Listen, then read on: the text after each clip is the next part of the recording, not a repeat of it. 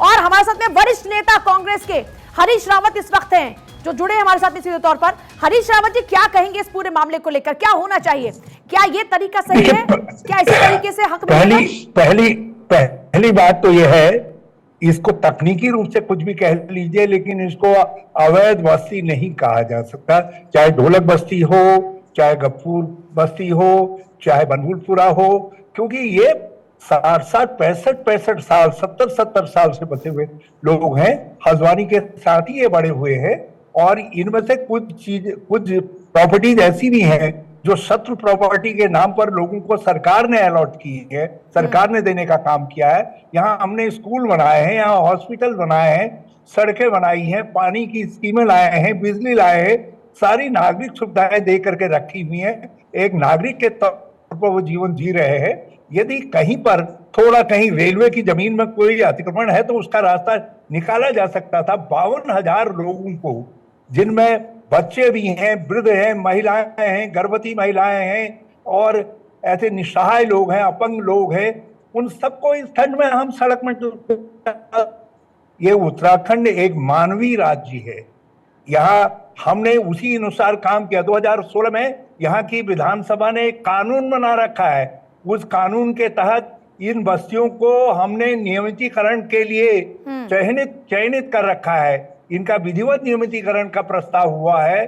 कांग्रेस की गवर्नमेंट थी 2016 में उस समय जो है, और ये सारी बस्तियां उसके अंदर चिन्हित है।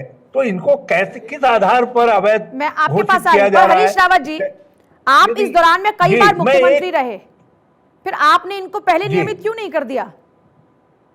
जी, मैं वही कह रहा हूं। 2016 के अंदर कांग्रेस की गवर्नमेंट ने मलिन बस्तियों के नियमितीकरण के लिए कानून बनाया, जिसके तहत हमने रिवर फ्रंट बना करके कुछ जमीनें निकाल करके इन कामों को, जहां जहां मलिन बस्तियां थी, देहरादून में है, हरिद्वार में है, हल्द्वानी में है, रुद्रपुर में है, सब जगह हमने काम शुरू किया। 35,000 गरीबों के लिए घर हमने स्वीकृत किए ताकि इनको ठीक विधिवत तरीके से रेगुलराइज किया जा सके। लेकिन हम, कांग्रेस की गवर्नमेंट जाने के बाद जो सरकार आई उसने 6 साल के अंदर और ज्यादा इसको मैसअप कर दिया, और आज जो है एक तलवार लटकी हुई है। हम ऐसे राज्य हैं जो मानवीय मूल्यों के आधार पर बने हुए राज्य हैं, देवभूमि एक सवाल स्टूडियो से आपके लिए आ रहा है। सूर्य मैथिल हमारे साथ हैं, एक सवाल आपसे पूछना चाह रहे हैं। जाएगा। चलिए एक सेकंड, एक छोटा सा सवाल है। सूर्य मैथिल साहब, दरअसल आपसे ये जानना चाह रहे हैं कि साहब, जो मैंने भी आपसे पूछा, ये वही फिर रिपीटेड सवाल आपके लिए है। इतनी बार आप मुख्यमंत्री रहे, इतना वक्त क्यों लग गया? आज जब आप वहां नहीं हैं, जब आप विपक्ष में बैठे हैं, तो आप फिर से आज राजनीति के लिए ये जिक्र करने लग गए? नहीं, ये सवाल हरीश रावत से इसलिए नहीं पूछा जा सकता है। जब मुझे वक्त मिला, मैंने 2016 में इन बस्तियों के नियमितीकरण के लिए सब आदेश बना करके कानून बनाया, विधानसभा ने कानून पास किया है, और इनको नियमितीकरण के लिए हमने दूसरा रिवर फ्रंट का प्रोजेक्ट स्टार्ट किया, और 35,000 घर बनाने का प्रोजेक्ट हमने मंजूर किया, रुद्रपुर से उसकी बिगनिंग करवाई है। ऐसा नहीं है। फिर सवाल कांग्रेस को कटघरे में रखना गलत है, गलत है। हाँ, आज हम कह रहे हैं ये राजनीति छोड़ दीजिए। किसने गलती की, किसने गलती नहीं की?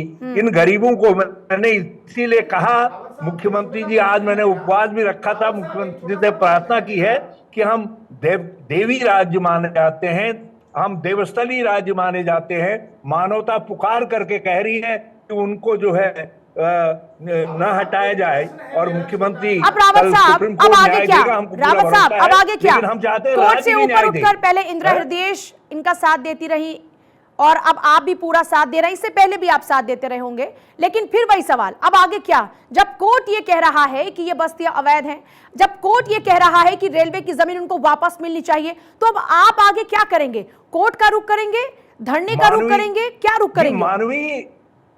मानवीय और प्रशासनिक दायित्व को देखते हुए इसीलिए हमने माननीय मुख्यमंत्री जी से प्रार्थना की है कि आप हस्तक्षेप करिए।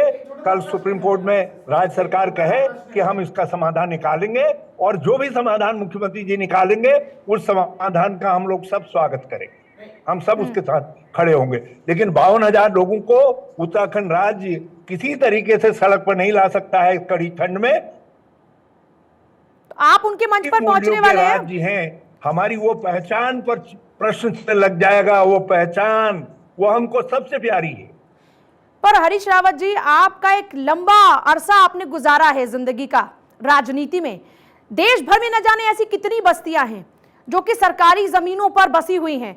इस तरीके से आज एक का साथ आप देंगे पूरे देश भर में, इस तरीके से फिर अगर यही दौर देखने को मिल गया कि साहब हम तो यहाँ पर परमानेंट हमको कर दो, तो फिर देश में तो मुझे लगता है सरकारी जमीनें खत्म हो जाएंगी। ऐसे ही ये कल्चर शुरू हो जाएगा जैसा ये कल्चर पहले भी एस्टैब्लिश हुआ। घर घर घर है, नागरिक का अधिकार है, और सरकार का पहला कर्तव्य है पेट, घर, और उसके बाद जो है उसको जीवन जी सके उसके लिए काम देना और दूसरे सुविधाएं देना जो है। तो आप घर देना राज्य सरकारों का दायित्व है। इसीलिए इंदिरा गांधी आवास योजना चली, दूसरी आवास योजना तो क्या सरकारी जमीनों को इसी तरीके से बसा दिया जाए? सरकारी जमीनों को जिनको विकास के नाम पर रखा जाता है, जैसे ये रेलवे की जमीन है, रेलवे की जमीन को रखा गया, अब ऐसे ही और भी कई सरकारी जमीन है, तो क्या इनको राज्य सरकारें लोगों को दे सकती है कि जाइए आप ले लीजिए? केंद्र ये की सब रेलवे की जमीन भी नहीं है, ये भी एक मिथ है, गलत बात कही जा रही है। और रेलवे के नाम पर कुछ लोग जो है राजनीति के लिए शेष बस्तियों को भी सम्मिलित करके उनको उजाड़ रहे हैं। रेलवे के पिलर, यदि रेलवे के नजदीक कहीं कोई बात आ रही है, ऐसे 150 घरों का मामला सर, आपका साथ है इन लोगों के साथ में? हरीश रावत उनके मंच पर पहुंचेंगे, उनका साथ देंगे और उनको उनका हक दिलाकर रहेंगे? कोर्ट से लड़ना पड़े तो कोर्ट से लड़ेंगे, सरकार से लड़ना पड़ा तो सरकार से लड़ेंगे? हम न्यायालय से भी हाथ जोड़ करके खड़े हैं, हम ईश्वर के सामने भी हाथ जोड़ के खड़े हैं, मुख्यमंत्री के साथ भी हाथ जोड़ करके खड़े हैं, और जरूरत पड़ी तो इन बेसहारा लोगों के साथ भी खड़े होंगे। चलिए ठीक है हरीश जी, बहुत शुक्रिया वक्त देने के लिए। हाथ जोड़कर हरीश रावत खड़े हैं और कह रहे हैं कि जनता के लिए हम तो मांग कर रहे हैं, हाथ जोड़कर खड़े हैं। तमाम मेहमान हमारे साथ में इस वक्त हैं जिनके साथ हम अब चर्चा की शुरुआत करेंगे।